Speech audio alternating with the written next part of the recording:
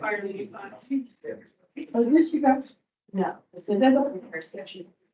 Yeah. How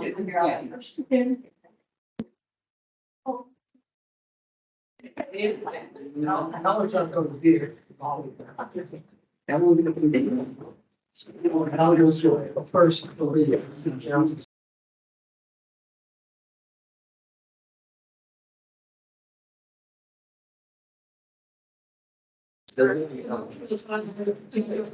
Proceeding in the New Year 2024 to order.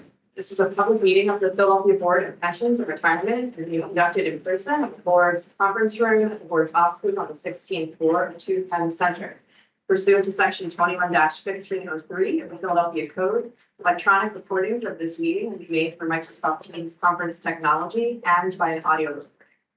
An electronic recording will be made available to the public online on the board's website without charge within 10 days. Please note that you consent to such recording by attending, participating, or speaking at such meeting.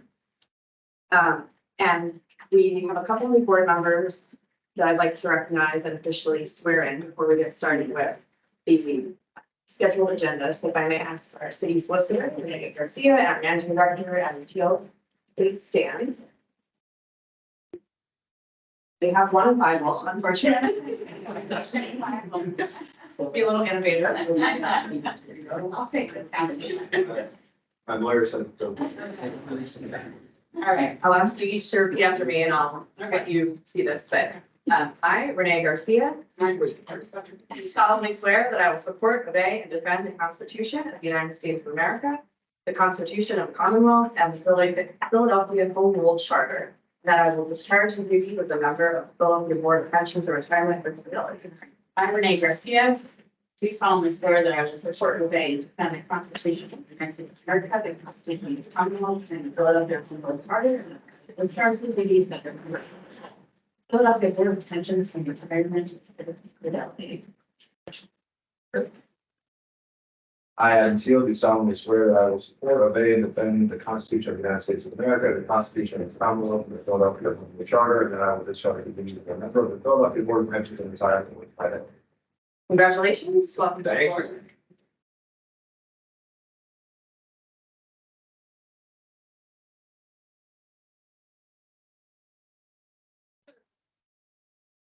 The rules for the board is approved and used for our in-person public meetings that are electronically recorded. The purpose is to help ensure the accurate and complete audio and audio visual recording of the meeting to comply with our code requirements. And so a motion to adopt these procedures for the meeting has been made and seconded. Any discussion on this pending motion? Hearing none, I'll go to the roll call. Brian? Marcia? Approved. Shannon? Approved. Paul? Approved. Andre? Approved. Willie? Adam? And our vice chair, Carol. Motion carries unanimously. Our second item is to approve the minutes from our prior meeting, December 7th, 2023. Motion to approve the meeting minutes has been made and properly seconded. Any discussion? Hearing none, we'll go to the roll. Brian? Marcia? Approved. Sherilyn? Approved. Paul? Approved.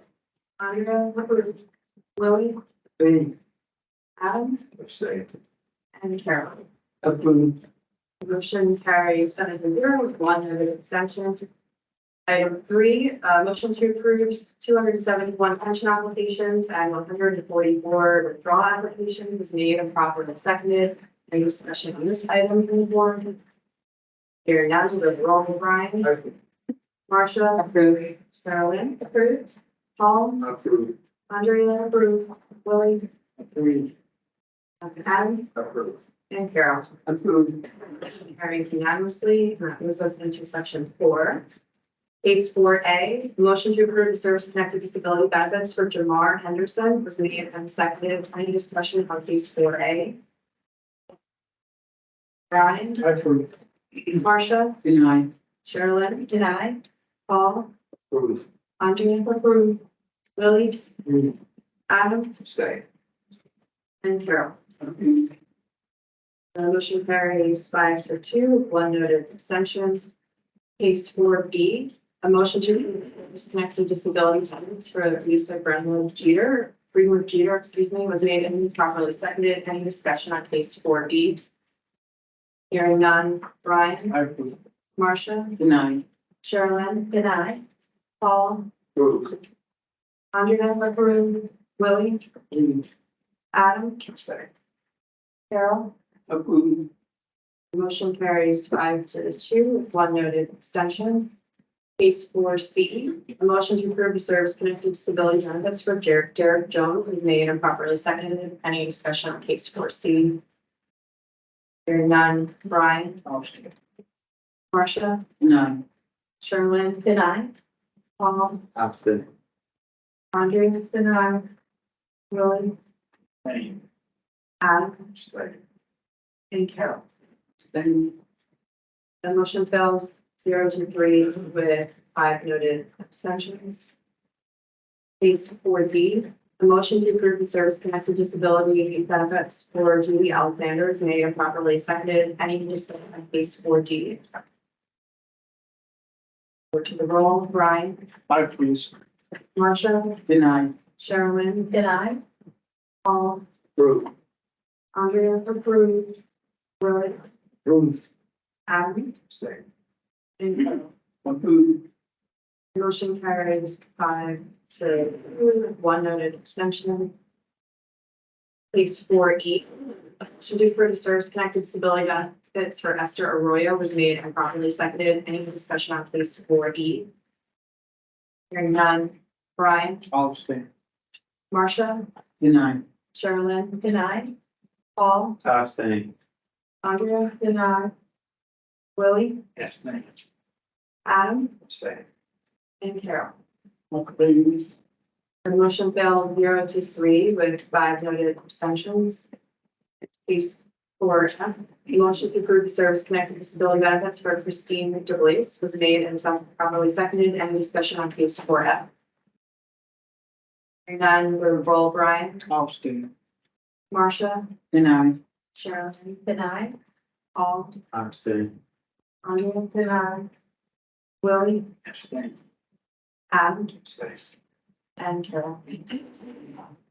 The motion failed 0-3 with 5 noted abstentions. Case 4G, a motion to approve the service-connected disability benefits for Kathy Lynn was made and properly seconded. Any discussion from the board on 4G? Hearing none, we'll go to the roll. Brian? Abstain. Marcia? Deny. Sherilyn? Deny. Paul? Abstain. Andrea? Deny. Willie? Adam? Abstain. Carol. Motion failed 0-3 with 5 noted abstentions. Case 4H, motion to approve the service-connected disability benefits for Bobby Knapp was made and properly seconded. Any discussion on case 4H? Hearing none. Brian? I approve.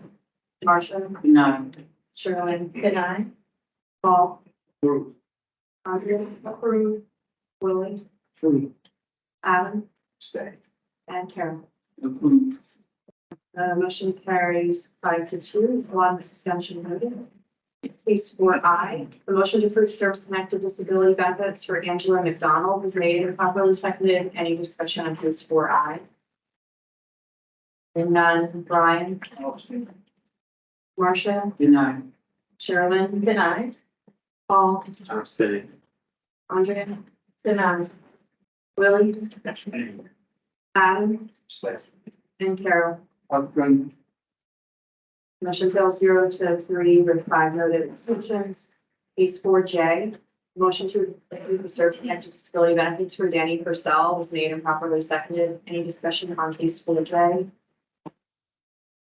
To the roll. Brian? I approve. Marcia? Deny. Sherilyn? Deny. Paul? Approved. Andrea? Deny. Willie? Approve. Adam? Abstain. And Carol. Approve. As chair, I can vote to make or to break a tie, and so the vote was 4-3 with 1 abstention, and I'll vote to deny, which means that case 4J motion fails. Are you told to make a tie and deny? Correct, 4-4 with 1 abstention. Case 4K, A motion to approve the service-connected disability benefits for New Case Sanchez was made and properly seconded. Any discussion on case 4K? Hearing none. Brian? Marcia? Deny. Sherilyn? Deny. Paul? Same. Andrea? Deny. Lily? Abstain. Adam? Stay. And Carol? Abstain. Motion passes 0-3 with 5 abstentions noted. 4L, a motion to approve the service-connected disability benefits for Michael Schuster was made and seconded. Any discussion on case 4L? Hearing none. Brian? Marcia? Deny. Sherilyn? Deny. Abstain. Andrea? Deny. Billy? Abstain. Adam? Stay. And Carol? Abstain. Motion fails 0-3 with 5 abstentions noted. Case 4M, a motion to approve the service-connected disability for Teresa Smith is made and properly seconded. Any discussion on case 4M? Hearing none. Brian? Abstain. Marcia? Deny. Sherilyn? Deny. Paul? Abstain. Andrea? Deny. Willie? Abstain. Adam? Stay. And Carol? Abstain. Motion fails 0-3 with 5 abstentions noted. Case 4N, a motion to approve the service-connected disability benefits for Dorothea Hackney is made and seconded. Any discussion on case 4N from the board? Hearing none. Brian? Marcia? Deny. Sherilyn? Deny. Paul? Andrea? Deny. Willie? Adam? Carol? The vote was 4-3 with 1 noted abstention. Again, as chair, I'm going to vote to make a tie, a vote to deny. So the motion 4N fails 4-4 with 1 abstention. Case 4O, motion to approve the service-connected disability benefits for Daryl Lane was made and properly seconded. Any discussion on case 4O? Hearing none, go to roll. Approved. Marcia? Approved. Sherilyn? Deny. Paul? Approved. Andrea? Approved. Lily? Adam? Stay. Carol? Approved. Motion carries 6-1 with unnoted abstention. Case 4P, motion to approve the service-connected disability that's for remote samples made and properly seconded. Any discussion on case 4P? Hearing none. Brian? Approved. Marcia? Deny. Sherilyn? Deny. Paul? Approved. Andrea? Deny. Lily? Approved. Adam? Stay. And Carol? Approved. The vote was 4-3 with 1 abstention noted. I'll vote to deny, which will tie. And so case 4P, the motion will fail 4-4 with 1 abstention. 4Q, motion to approve the service-connected disability benefits for Anthony Fortune was made and properly seconded. Any discussion on 4Q? Hearing none, do the roll. Brian? Approved. Marcia? Deny. Sherilyn? Deny. Paul? Approved. Andrea? Approved. Lily? Approved. Adam? Stay. And Carol? Approved. Motion carries 5-2. Noted abstention.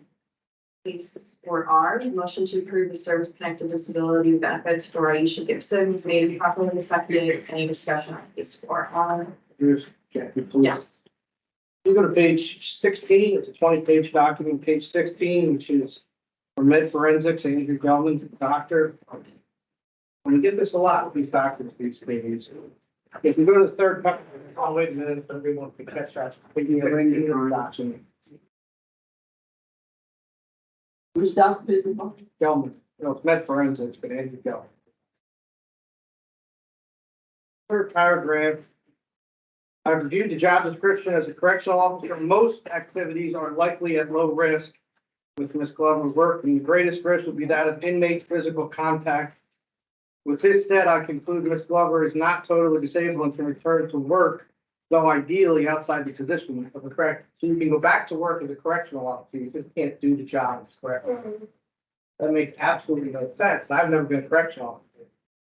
But it's violent, right? And has anybody been a correctional officer? It's, you can't say they can do it, they just can't do the violence part. But to me, I don't see how we can vote.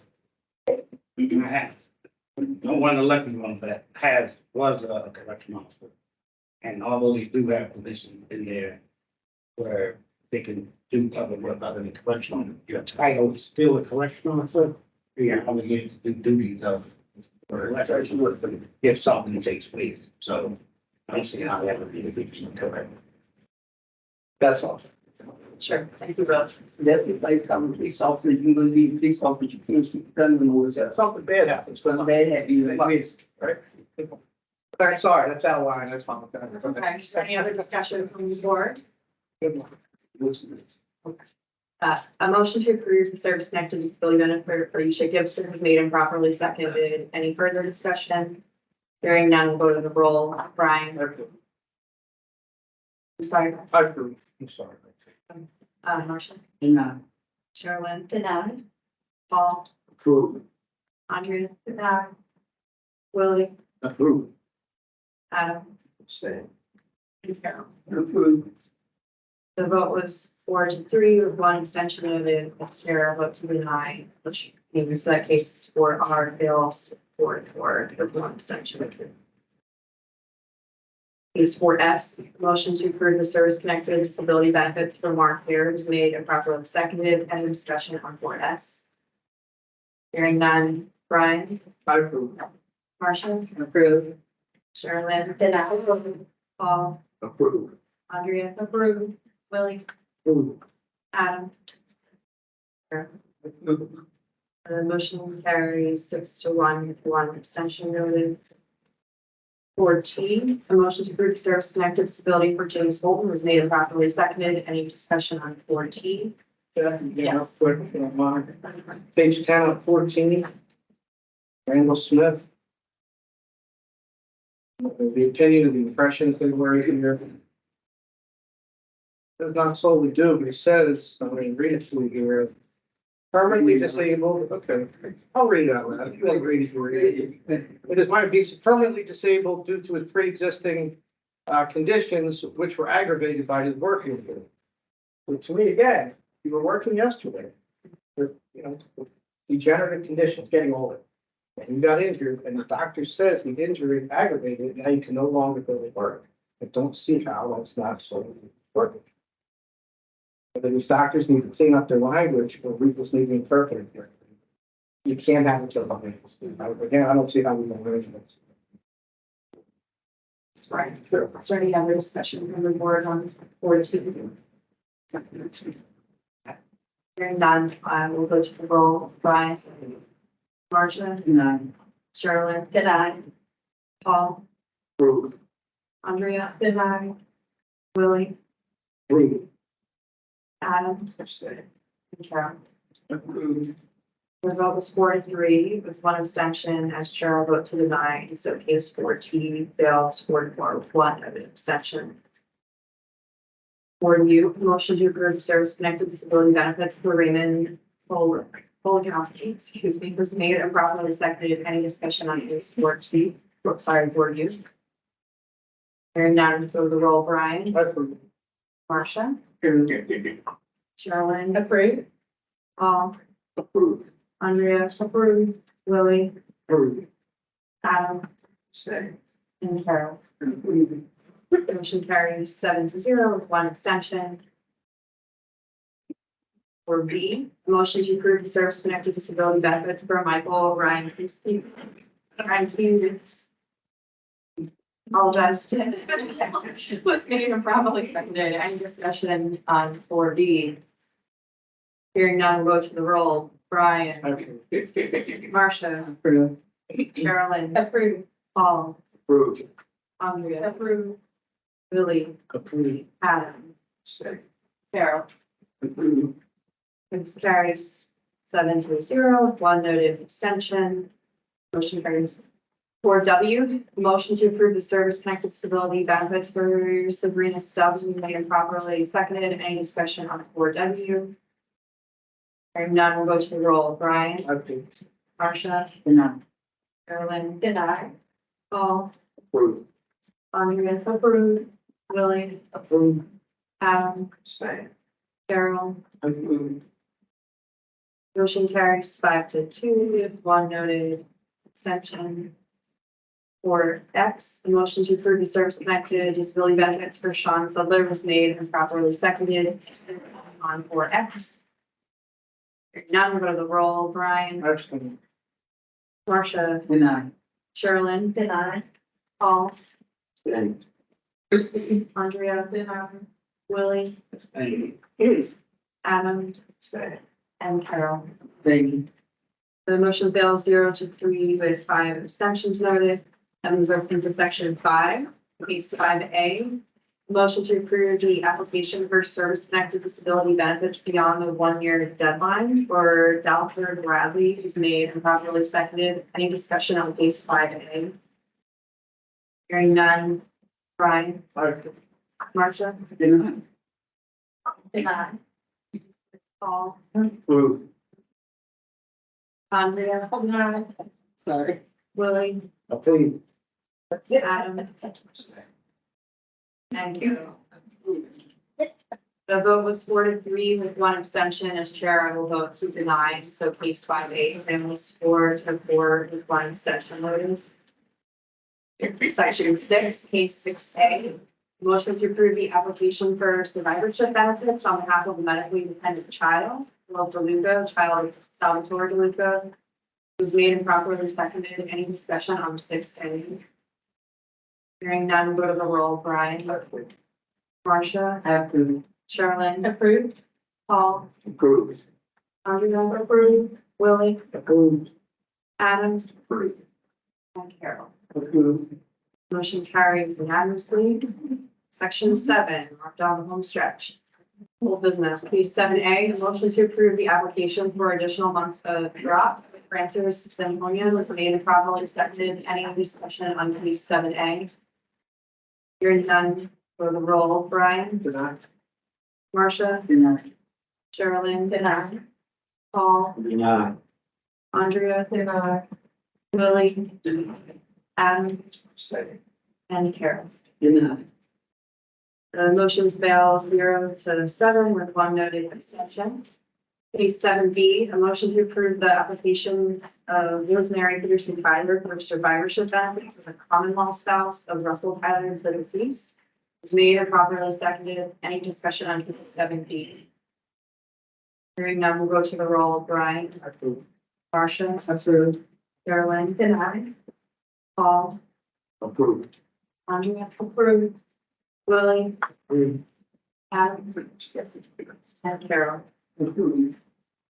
Motion carries 6-1 with 1 abstention noted. Case 7C, a motion to approve the application for service-connected disability benefits for Thelma Cersei was made and properly seconded. Any discussion on case 7C? Hearing none, go to the roll. Brian, Marcia, Denied. Sherilyn, denied. Paul, Approved. Andrea, approved. Willie, Approved.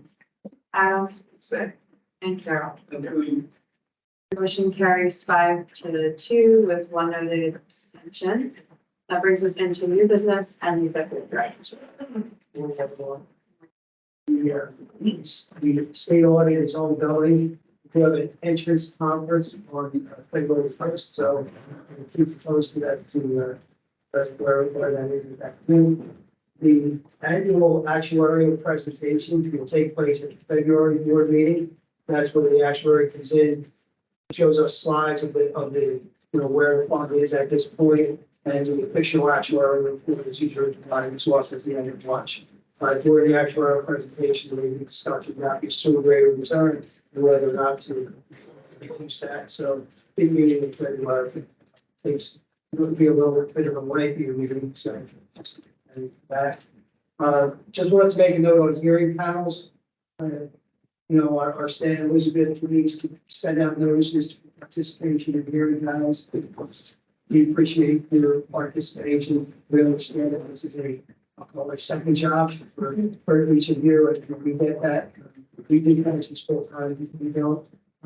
So we appreciate all the time you give, but again, we do encourage you to please be responsive. We want to also try to switch up hearings every once in a while to a Tuesday.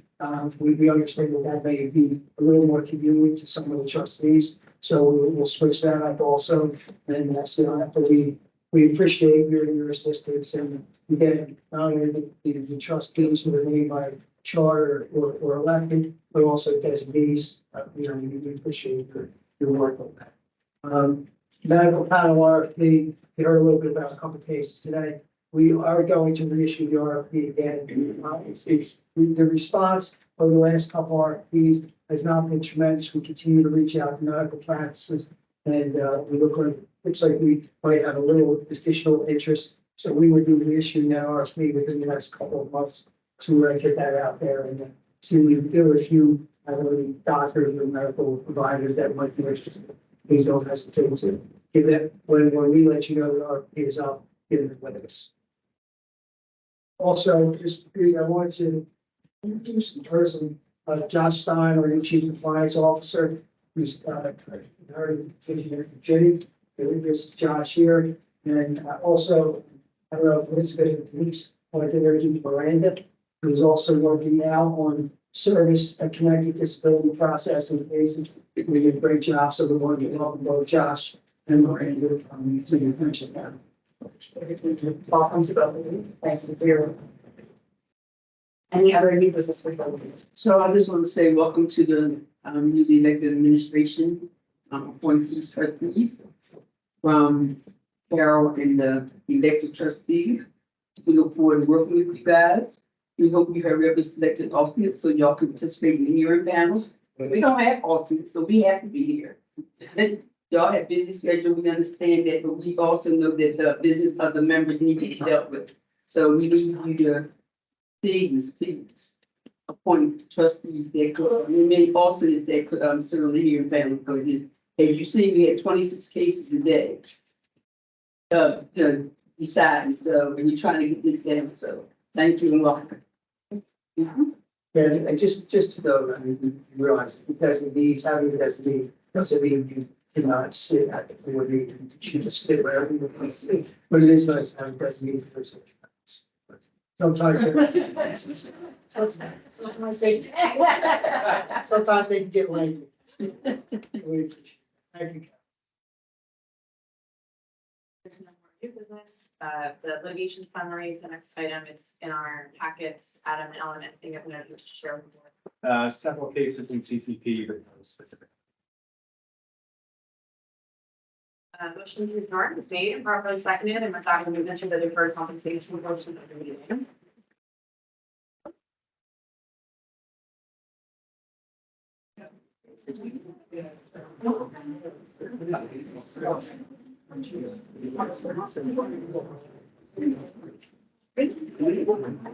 Hey, Christine, how are you doing?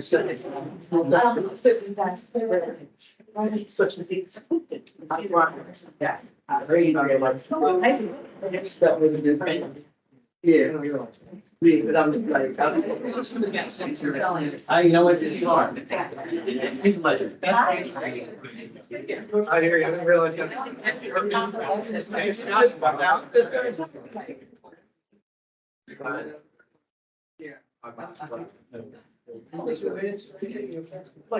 trying to steal some, but you're off. I like rolling up and saying. He says yes. Oh, that's right.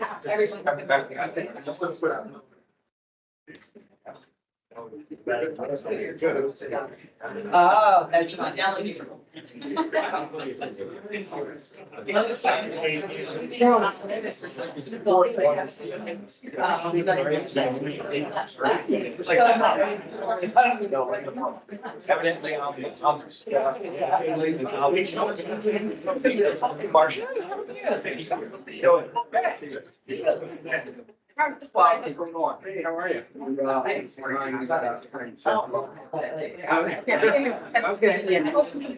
Oh, I'm just here too. I'm Well, first. It's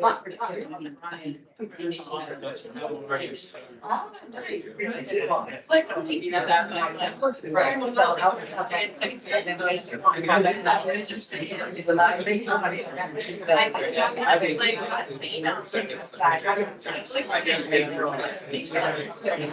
Brings back a lot of things. I wondered if things had changed. I mean, well, that's so funny. Big piles of paper and a lot of documentation, a lot of documents. Because then I get another email yesterday.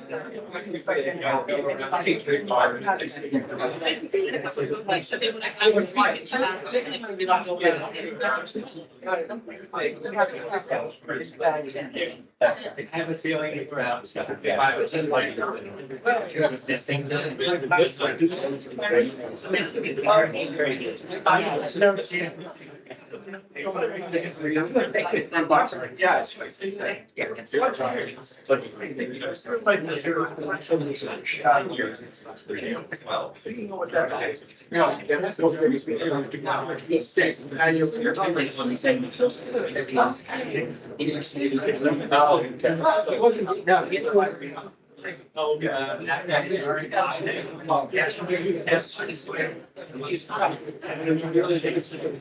So what happens?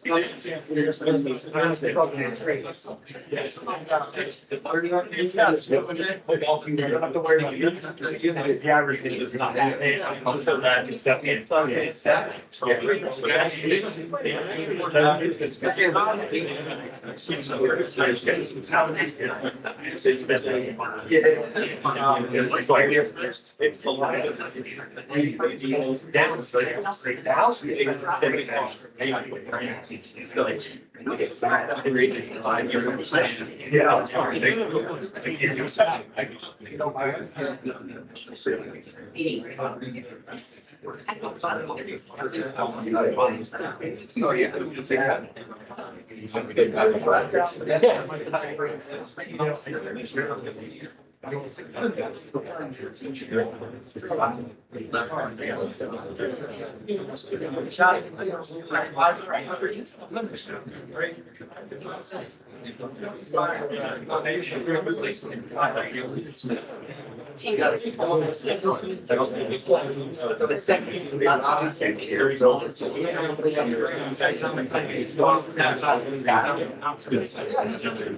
It's not really good. Really page. Everything else is junk.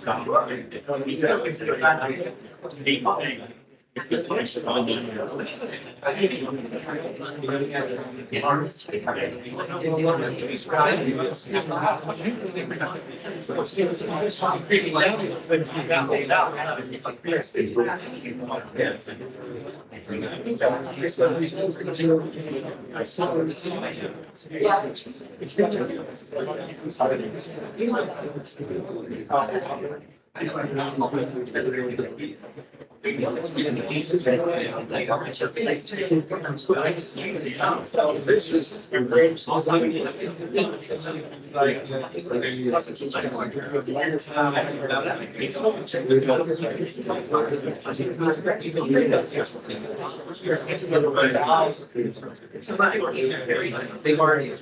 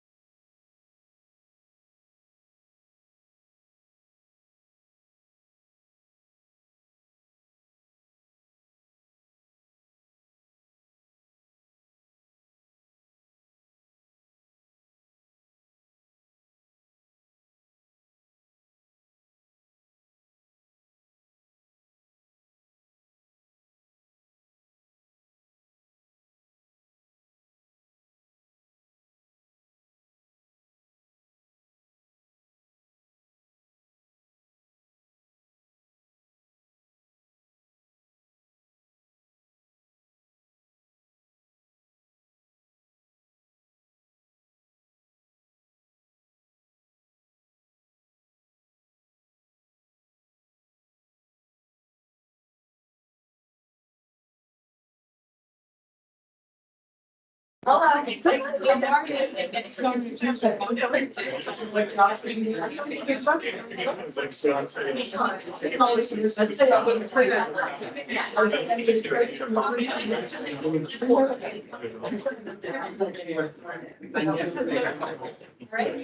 gonna go back to the start compensation commission. Bye, please. Thank you. Thank you, Vice Chair. All right, the first item of DC is to approve our meeting minutes from December 7th, 2023. Motion to approve the minutes was made and properly seconded, and I will call the roll. Christie, approved. Brian, Marcia, approved. Nay, abstain. Paul. Willie, Adam, Say. and Carol. Approved.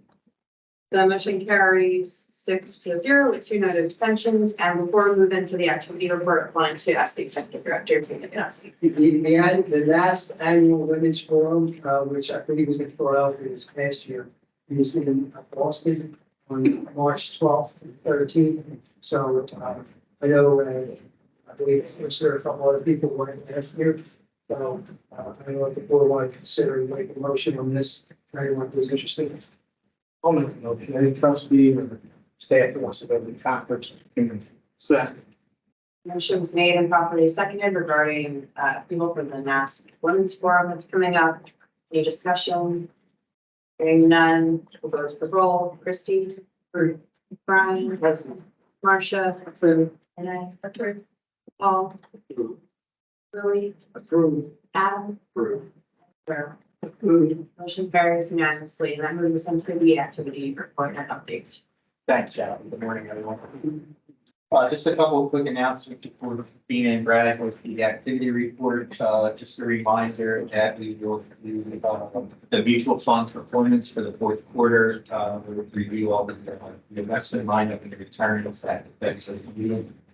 And then secondly, I'm just going to turn it over to Jeff for a moment so we can recognize one of the folks on the bird comp we recently implemented. Oh, Chris, thank you very much. So you noticed there was I think Chris put out in an email that was on the desk, but in all seriousness, Brad was recognized last week in our national education training meeting for his coaching and mentoring of the new reps that were hired here in the city of Philadelphia. So if you know Sean McDonald and Christina Gibson, they have done fantastic work and have been really closely working with Brad under his leadership in their development, using our tools, our technology to deliver really a better experience for the participants across the city of Philadelphia. And so I appreciate the opportunity. I know Brad's probably blushing and would have rather that I not shared someone and keeps these things to himself, but I just wanted to make sure that you all, got to hear the great news that I did and just the pride we have in the work that Brad's been doing for us. So, and of course, on behalf of the city of Philadelphia. So thank you very much. Thank you.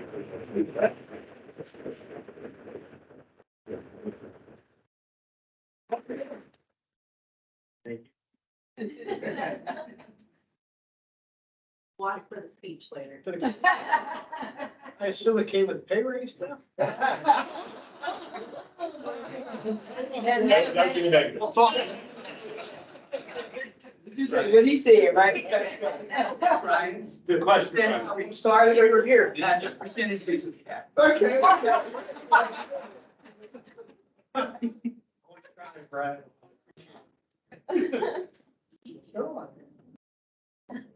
Good morning. Congratulations to the new board trustees and congratulations, Brad. We're really proud of you. And thank you to all the trustees for your continued support. As of December 31st, deferred compensation plan assets ended at $1,854,599,905. That's about 3.6% increase since the month of November.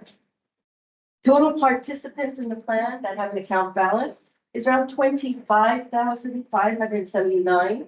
That's about 76 more than the month of November. Actively deferring is 19,770 or 43 more than the month of November. New enrollments received in December was 131. I just want to make a note that for the year, Brad and his team received 1,891 new enrollments, which is about close to 19% above 2022. So it was a phenomenal year with two new reps as well. So thank you to Brad and the team, as well as to the leaders in this room, because without your support, we would not have had access to these new hires. So thank you so much. Do we have a target for what we want to achieve in terms of the number of enrollments overall? I don't know if it's a monthly target or an annual target increase year over year. Is there a target that maybe Nationwide has, or is there a target for city jurisdictions? Maybe you can't compare us to the private industry.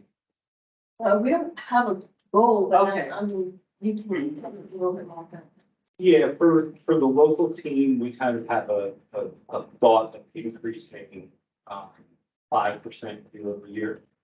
It's kind of our goal. So for next year, for 2024, I would really love that new enrollment number to have a 2 in front of it. Start with 2,000. That's our kind of I guess it's not internal goal anymore. Publicly sort of meeting. So the goal is 5%? Yes. Okay, So we hit 19% last right, year. okay, Above the normal. yes. And one thing you've always asked us is the penetration of the active participation in the cities.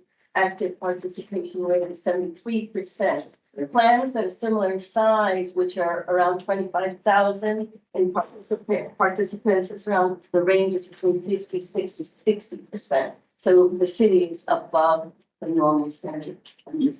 That's excellent. Excellent. Thanks to you all, Mm. to achieve these kinds of outcomes. Philadelphia Parking Authority, the participant count is 539, which is 5 new enrollments in the month of December. And Philadelphia Housing Development Corporation, we have about 41 participants with 0 enrollments in December. The 401A plan at the end of December was $3,329,052. That is about 8% increase over the last month of November. The participant count did go up. It's 1,126, which is 94 than the previous month. And that was due to the fact that there was some missed contributions that were given in fiscal year 2022 and 2023. The call volume in December was 2,744. It did go down for the month, since the previous month by 321 less calls. But I do want to point out that for the year, we ended with 40,000 phone calls, 40,000. So that's about 5.6% increase. Online account continues to go up. Philadelphia participants continue to set up web profiles. We are at 19,619, which is a lot of participants. The penetration is about 76.7%. This was a question that was asked last time, is how does it compare to other plans similar in size? Mega plans similar in size is their online profile around 73%. So you're still leading in terms of participants leveraging online. The online capability is extremely important because one, there's tools that they can leverage to see if they're on track. Videos in English, Spanish, that they can view at their own convenience. This is above and beyond what Brad and his team does, but also a lot of services that are, so they don't have to reach out and call the 800 number. So there's a lot of great things, and we do encourage also to protect their accounts as well. Percentage option, there are 2,044 participants, which is about increase of 88 more than the month of November. We did launch the percentage campaign in December. We'll be able to track and measure the outcomes at the February meeting just to see what the traction outflows. Right now, 10% of participants that are actually contributing are leveraging the percentage option. Broad, which is the tax contribution or deferred compensation plan, is 6,670 participants. That's an increase of 165 since the month of November at 50.7. Any questions that have been answered? This comparison game, it might be Brad. New employee orientation, 164, 154 of those folks are not enrolled yet, so that means Correct. only 64 signed up. Okay. That's 42%, and I'm not saying that's your fault, but we know this isn't, police and fire, I say if being near 100 and walk out of the room, what's the drop off then? Why such a drop off with other groups? I have to think it's other groups. So to be honest with you, some of it is with different departments is time. The new employee orientations are they have so many people. So if we're given 15 minutes to present, it's hard to answer all the questions, get all the information, and then do that. The other is a couple of the new employee orientations are done virtually, where it's very hard. It's tough to track who's there, how many people are signing up, because we're not actually collecting paper at the time. All right. I don't know who makes. So once it's over, they don't see you, you lose them. No, that's Yeah, right. I think you're right, Kara. So how do you fix it? Who makes the decision to give you 15 minutes? Is that, I mean, this is a. It's up to critical the piece of the organization. It's not up to, that's not a problem that's dealing with the city. It's up to the organization where they schedule the new member orientation. But the other problem is that, some people just don't, they're just scared. Like, I know for my group, they do a good job and, They do. we give them the time. Like I tell them, the two most important things is orientation and supplemental for your pension. Everything else can come on everyday basis. Like, that's why you got the union. So, but it's a matter of, where they at right now. Well, I think the other thing I'm thinking about is which orientations are the most successful? The ones held at the union halls or the ones in interdepartmental? And one of the challenges, I think, is some departments want to do it themselves. And I know that I've spoken with the various unions about this. And when you have a captive audience at the union hall, your success, I would think, you probably can prove that out with the numbers of people that enroll, is better. So 33 has the largest number of members. They're constantly hiring. So when people go to that union hall, it's like a 3 or 4 hour orientation. And then what I found is other departments are having their own individual orientations. And this is when this 15-minute thing comes into play. I know streets is doing it, water, a variety of departments.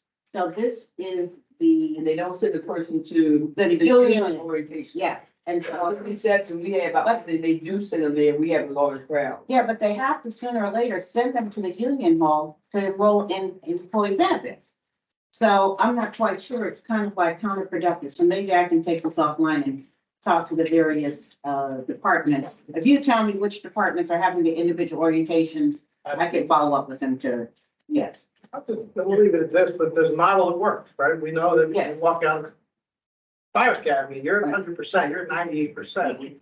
There's a model that works. These folks, it's just too low for you too. So. Brian, if I may, in addition to the employee orientation of the participant engagement program has been launched, we're going to be sending out to Plan 10 and Plan 16 that are not receiving their, participants are not receiving their match. So there is 12,430 outreach efforts that we are doing. And that was sent out yesterday, I think. And then in addition to that, 22,000 participants will receive the participant engagement program monthly newsletter. So we're starting to roll out that effort as well to support grants. So Bina, maybe you guys already sent this out. Do we know how many people aren't receiving the match because they're not anything? I think the list last time that we received, there was 816 plans each, and in Plan 10, 383, so a total of 1,243 participants. We still got plenty of people. Oh, So those folks are receiving an email either yesterday or today, basically that the board approved saying, sign up for the 457, you're not getting your match, basically. And anybody that does not open that email will receive a second email in a week and a half, just to try and guide that along. But one of the other aspects of the PEP plan we talked about is we have different spots in the life cycle that we can include participants in. And one of them is new enrollee. So we have the ability to add people into that PEP program, even if they're not a member of the 457. So they get some of those automated messages that say, hey, you're a new employee, you should sign up for the 457 to supplement what we do with the new employee page. I'll talk to you guys offline because I can go over this issue. No problem.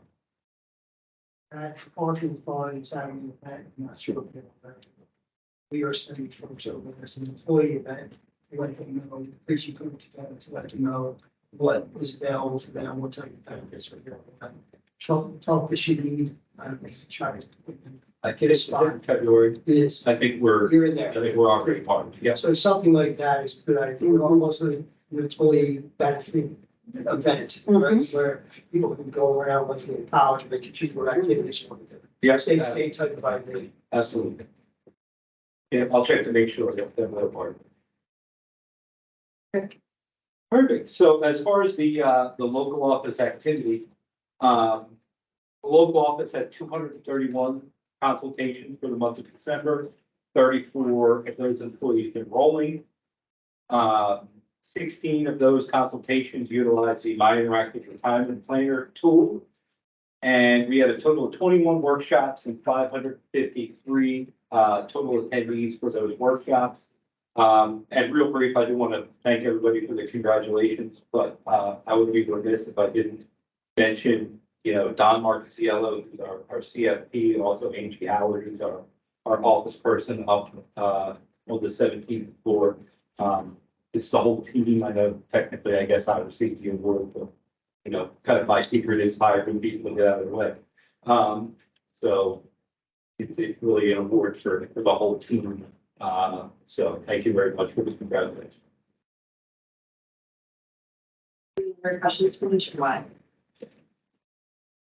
Hearing none, motion to join for comment is made and properly seconded. And usually we make it to the meeting.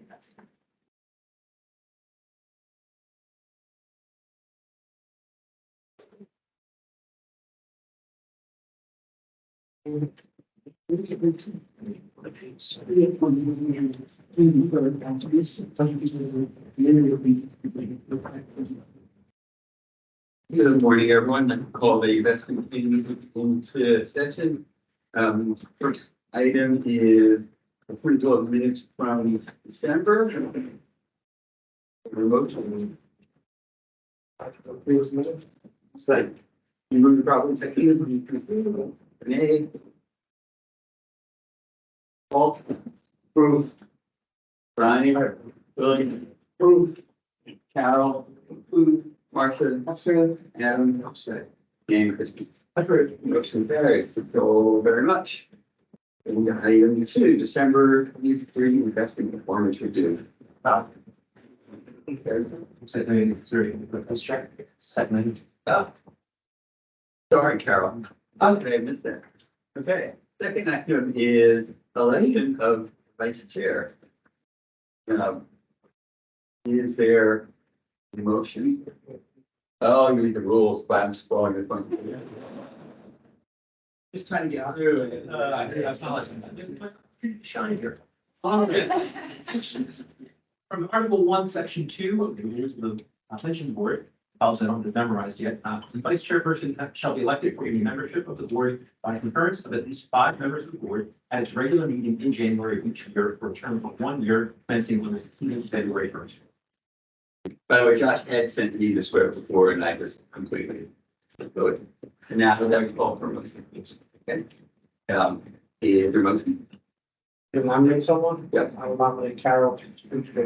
But we have a nomination, a second. Are there any other nominations? Is there a motion to close the nominations? I move that we close the nominations. Second. Second. Okay, so we have we seconded that we close the nominations. Now is for a vote on the one nominee.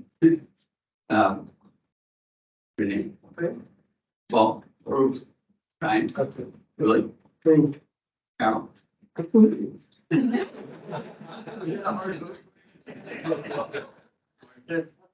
Adam. Approved. Christie. And it has been answered that. Congratulations, Carol.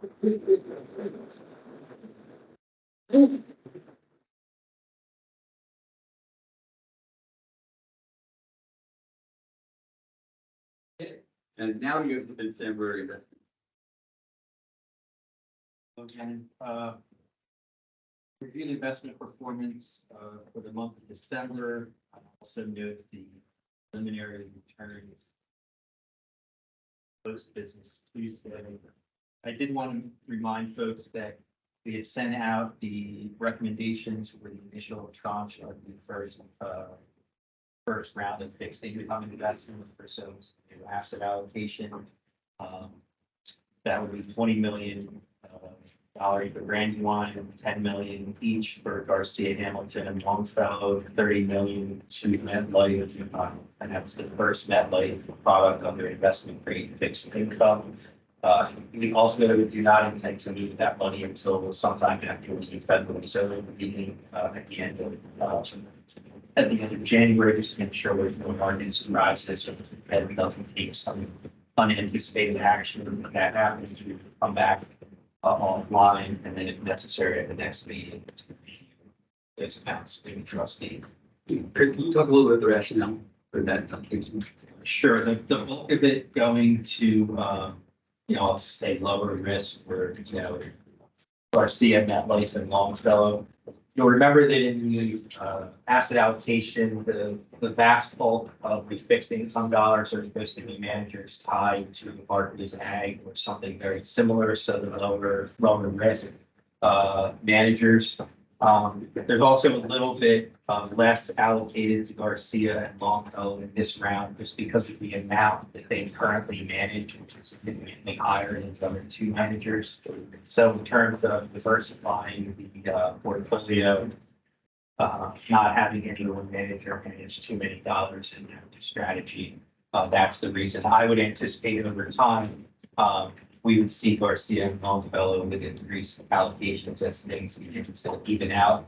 But to note, all four of those managers are either minority owned female or global. So, all money goes into this, or this three categories. Thanks. Any questions? Thanks. The funds performed nicely in the month of December, just under the policy benchmark of 3.7 versus 3.8%, even with the fiscal year to date benchmark at 4.1%. Fiscal year to date numbers through the 23rd of January, so this past Tuesday, almost dead even with the benchmark at 3.64% net of fees. Domestic markets are all up this morning. We said that a few minutes ago by about 50 or 60 basis points. That's being driven primarily by the surprise on the upside for the fourth quarter GDP numbers. They made it much stronger than anticipated, and home sales were up 8%. Sometimes that would hit the market, right? Because they would be worried about the Fed. People be worried about the Fed. So call me tomorrow. I think just because it was, one, as I said, it was a surprise to the upside, and two, I think the market is starting to perhaps realize that the Fed may not be going to cut rates as quickly. Baked in. So, yeah, I mean, we did see that's a little bit of the reason why I think the performance overall hasn't been quite as strong in January as it was in December for the domestic markets. But the market continues to, I think, surprise a lot of folks. I do think there are some things to worry about. There's been a lot of continuing job cuts being announced, especially like collar jobs in the days that are laying off like 9% of the workforce. I think there's been a fair amount of banking layoffs, some, kind of going under the radar, but some being more publicly announced. So it kind of, that may also help the Fed not take any unanticipated action if they see a little bit of economic slip. Dave will comment, I think, more broadly on the markets and a couple of those managers. I think staffs, the thing, not that we're not watching everything, but the biggest, the two managers were probably the most interested in watching the most closely are the core open-ended real estate managers. Real estate as a whole, and that's on the net fees around page 21. for those two. Well, the strong to the real estate market broadly on this, on the seat there, particularly in office space and retail. When you look at these two managers, Clarion is still, outperformed since inception. So I think their story is a little bit more of like reversion to the mean and coming back down to earth a little bit. UBS, as we know, there's some structural and underlying challenges. Staff recommended, I'm grateful that the board approved for quite a while about us reducing our allocation to UBS rather significantly. However, the distribution of the return of capital has slowed up, not just from UBS, but to the loan managers because of the lack of transactions broadly. Not a lot of office project, sales are occurring, not a lot of retail sales are occurring. We also, as you know, as part of the asset allocation that were approved back in October, there's also been a decrease to the long-term target in real estate. So we're at about 5% now, as opposed to having to get to 10% like before. Now we don't get to 7%. So we have a little breathing right there as well. And we're going to continue as a staff to be very judicious in the recommendations that we bring forward, because I think there's a lot still to be sorted out in real estate broadly before we, embark on any significant allocation. Dave, plus some other comments, and those are happening to the budget side. Yeah, I mean, in 2023 was an outstanding year. We sit here and you think back to where we were a year ago, probably a little bit of a surprise. Fear of recession, hard landing, bear market appears to be giving way to more optimism, soft landing, no recession, easy level of inflation. It is interesting though that we saw a spike or optimistic GDP growth and we didn't see a downturn in equity market futures or equity markets. Normally that would suggest that we would see higher for longer. And therefore, since we've started to see interest rate hikes, which was March of 2022, we've continued to see the expectation, at least based on Fed fund futures markets, that rates would start to get cut. If you look at just the markets, 6 cuts this year, misaligned with what the Fed has suggested, probably about 2 to 3 cuts for maybe 50 to 75 basis points. And that has a huge impact on what is happening in overall markets. And just a few comments. So the expectation is perhaps slower growth, and there are certainly signs of increased levels of layoffs. But over the last 25 consecutive months, the U.S. economy has had below 4% unemployment. That is the longest stretch of unemployment below 4% since the late 60s. That's exactly where we were prior to COVID. We entered COVID with a very healthy economy. We returned to a very healthy economy. And just over the span of 2 years, we saw nominal growth contract at levels not seen since the Great Depression. And we saw nominal economic growth surge to levels that we hadn't seen since post-Korean War, one of the best times in American economic history. That was a span of 20 years. And we saw it compressed down into basically 48 months. So a lot of volatility has occurred. Markets are starting to level set. And with respect to the overall real estate market, just a few observations. The way that real estate is behaving now, almost identical to what we experienced following the global financial crisis. Equity markets cratered, real estate continued to perform well. Equity markets recovered, and then real estate slowed off. And that is purely related to the length of time that markets in real estate tend to transact. It is a much slower market. It's a private market. So we're not necessarily surprised by what we're experiencing in the real estate market. The big change this time is what's happening in office, and this most likely is a structural shift. And I do want to point to two charts in this broader presentation that are really interesting. I'm sure that everybody has scoured this and knows exactly what charts I'm thinking. But first, General economic. What's the typical lag between where you see rate increases and then where you see the slowdown in the economy? It's not instant, right? So there's. Yeah, wow. I mean, we're a great question. And I practiced this answer. So we rehearsed before. Yeah, we do. Full dress rehearsal. So if we look at every single recession dating back to 1958, the average amount of time between the first rate cut or first rate hike and the sign of recession is 8 quarters. And we are smack dab in the middle of the 7th quarter. For the 8 quarters will be marked by March 2022. Now, the speed with which these changes are implemented probably vary over cycles, but I think it's probably safe to say that we're not quite out of the woods yet. Okay. But so I want to point to just two interesting charts. So the first is 71 in the market value and then this landscape presentation. For years and years, this is 71 number at page 71. It looks like this, bunch of squiggly lines. So for years, at least dating back to 2016, but even farther, office has been one of the single largest allocation. Wait 1 second. Yeah, sure, yeah.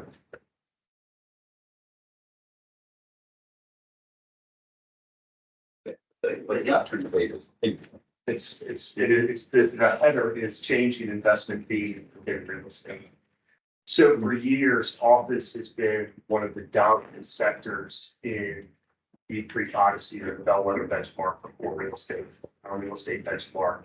And it is recently, as 2016, represented 36, almost 37%. That has declined materially for a few reasons. One, fewer transactions, lower valuations. But obviously the future of office is uncertain. That has declined now down to 17.4%. UBS and Clarion both have underweights to office, which is a good thing. I think going forward, office will not experience the same level of growth. Clarion is aggressively reposition their office portfolio. We don't own anything in Chicago. They don't own anything in New York. They sold properties to San Francisco, DC, and Boston in the third quarter, and recognizing that there is probably a structural shift in the office space. The UBS challenges are a little bit broader, but they have downsized their office exposure to about 12%. The other interesting takeaway at the very bottom, there's the line labeled other, and that's increased from about 4% to 9%. There's very specific guidelines around the new Creek Odyssey, consisting of 4 specific property types: office, industrial, retail, and multifamily. But that other sleeve is growing. Other includes data centers, life sciences for doctors' offices, dentist offices, things like that. Senior and student housing. We will probably see some sort of restructuring. This is just my opinion, not anyone else's. We will probably see some sort of restructuring in the way that office is categorized in free space, because the way things stand now, industrial and multifamily represent 65% of the overall index. That's a concentration in just a handful of property types. So we are experiencing sort of a recalibration, retrenchment in real estate. The other key point is on slide 81. And just to remind ourselves of the benefit of real estate, when we underwrite real estate portfolio models, goes to the asset allocation assumptions, we expect real estate or this type of real estate to return somewhere in the neighborhood of 6.5 to 7.5% over the long term. In 2021, we saw real estate return 22%. 2022 real estate returned 7.5%.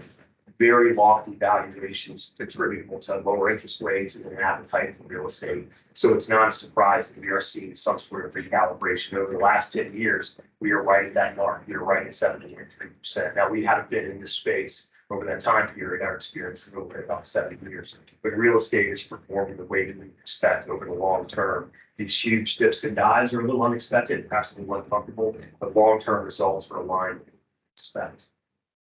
And so the point on 81, we looked, so this is color coded, but there's only been 3 years over the last, call it 23, where we've experienced negative calendar year returns from real estate, only 3.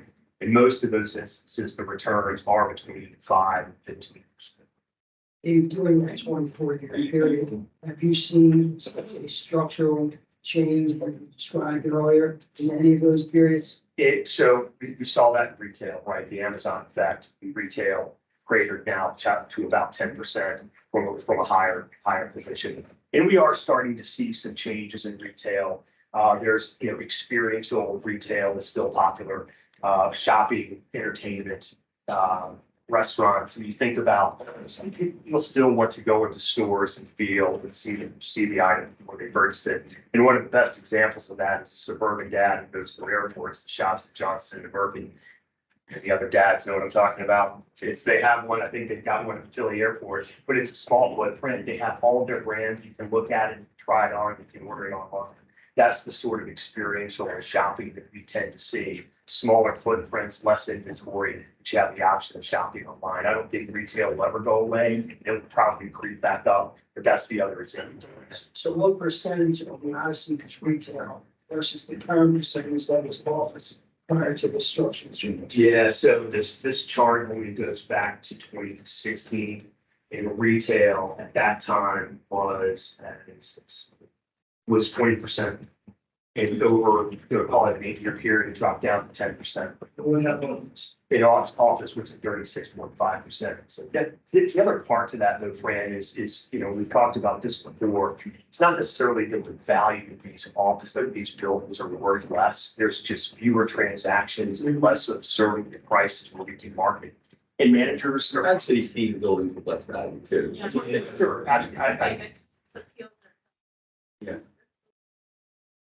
yeah. That's a great observation. The office property that most of these managers own are usually class A properties. Yeah.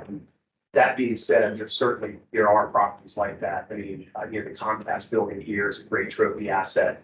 We made a comparison to what's happening in Chicago Loop in the periphery or on the outside of the loop, brand new buildings, attracting brand new tenants, but that's sucking tenants out of the loop. And that's a trend that's happening in most major cities. How quickly are buildings downgraded from A to B? Because you see it in the city, right? These are the premier buildings, and now Morgan Lewis has like a double plus, right? Do we know if there's junk in these portfolios that they're saying is A, but just hasn't been downgraded? Yeah, so I mean, a lot of that's based on occupancy of the tenants that are paying their rents in, the footprint Philly of these managers. I don't know if any actually Philly office properties. Most of those office properties are historically in urban centers that are geographically constrained, mostly along the eastern seaboard. And we are starting to see more of that pile up in the southeast and southwest. The Midwest only represents about 5% across all property types. So generally speaking, the offices that are held by these core managers have occupancy levels, or at least tenants that are paying their rents of 80% or more. You start to drop down below those occupancy levels, that's when we start to talk about non-core optimistic real estate, which is what we don't own in these two managers. This is very helpful, and I really appreciate your thoughtful and deliberate approach to this. It makes me feel nervous. Investing in real estate right now feels tricky. Yeah, and the other, investing in real estate, but it also creates opportunity, right? Investing in real estate opportunistically is handled a little bit differently than the core exposures that we have. There is no real index exposure to private real estate, but this is relatively close. And we have a very long, this is a pension plan that has a time horizon that exists in perpetuity. Transactions for buildings take a long time. The recovery of the trough, peak to trough, and trough to peak is an observable trend. The difference this year, though, or this time, is the change in office. But, life sciences, data centers, these are opportunities that are being created. Private managers or opportunistic managers are raising huge funds to buy distressed office. I don't see it. We're not invested in it. But that's a trend that's happening as well. What about organizations deciding to bring their employees back into the office spaces? Because, and I guess I'm thinking about that. And the other thing I'm thinking about is the housing market in terms of, for families, there's less availability. Would you see that the market would change and perhaps change some of those properties that were retail and or office and reallocate to, I don't know, housing for families? Because that is something that we see. Yeah, I mean, there's the number of home sales last year was among the lowest in decades, right? So there's certainly been a challenge around home sale transactions. A lot of that has to do with great volatility. The family or the homes that are owned by these managers are multifamily, again, Class A in major American cities. There is opportunity that's being created, but not, that's not what we are invested through these 2 years. But in terms of bringing people back into the workforce, I think every major American city is well aware of the sort of farm and revenue challenges that creates. I think most employers are trying to bring people back. They're starting to have the upper hand. We are starting to see trends in layoffs, and it's unemployment is still low, but the amount of time to find a job is increasing. That shifts the upper hand and leverage back to the employer. I don't know if we will ever go back to a full 5-day work week. Because there's certainly some advantages, but having the footprint to accommodate the workforce.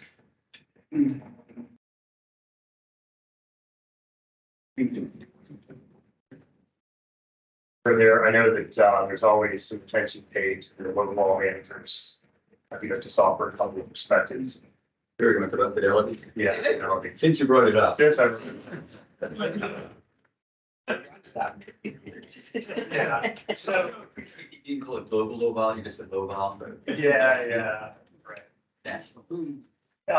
So I do want to point out that on a gross fee basis, every single one of the US equity managers, active managers has outperformed except for Fidelity. And I would suggest that part of the reason is when we look across the valuations in the S&P 5 in particular, we talk about the Magnificent Seven, the top 10 largest names in the S&P 500 return 62%. They are trading at 27 times earnings. The rest of the S&P 5 or the S&P 5 is trading at 19 times earnings. In the last 493 are trading at 17 times earnings. We own a lot of expensive stocks. Fidelity doesn't have the same, it has a lower allocation to the technology sector. They have a slightly lower price to earnings and they have a slightly lower median capitalization. Large cap outperform small cap or smaller capitalization names. Tech and expensive names outperform. So I would say that they are more defensively positioned for a prolonged sell-off in expensive names. And that may take a while to occur. But the fact is that expensive names continue to rally. The interest rate environment changes that quite a bit. So I don't think that we should be overly distressed. Both of those managers have a role in the portfolio. They both held expensive names. They would rally now. When those names sell off, they both sell off at the same time. So as there's diversification in the allocation of these two managers, obviously it's disappointing, but their underperformance has been more than offset by outperformance from the other active managers in the US space. There are times which it's done, things continue. We should start to be concerned. I think if we saw a prolonged sell-off in these large cap names, Fidelity doesn't keep track, that's when we can start asking some questions. That's when the story just is misaligned. But it can't, it can't be episodic. We saw some of that sell-off, small cap rallied hard in the, let's see, in the fourth quarter, does a relatively narrow amount of time. And we see a period of time, just calling it a year, that prolonged sell-off. Small cap names are super attractive, they're an attractive price, right? So that's when we should start to see some level of rebound. It's just hard to say when that is. The other challenge with small cap names, and I can't remember the exact percentage, small cap in general has higher exposure to variable rate debt. Even their debt is more expensive and higher for longer. The valuations that you mentioned, 17 into the mid-20s. Aren't they all historically high? Yeah, the S&P 500, right? I'd say they are tracking at the 80th and 90th percentile. So what's your concern with the immediate short term, by that I mean 1 to 3 years of the market valuation market? Yes, I mean, we would expect that investors will no longer pay those rich values for growth that may not come.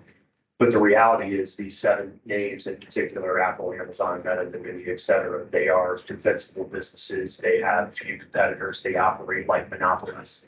One thing that can certainly erode that quickly is government interference or regulatory interference breaking those companies up. But there's a reason that they perform so well. Investors continue to have an appetite for that sort of growth expectation. Farmer process antitrust rules, so that the kids of those, same. You know, if you're opinion on, I don't actually, but I would imagine that if they worked to break up those companies, those valuations, who knows, maybe the sum of the parts are even more attractive. That would certainly be disruptive for their businesses. You don't have to say anything, Dave. Gross of fees is not something I get excited. Yeah, well, it was just a better story. If you look. Better for you. Yeah, if you look at net fees.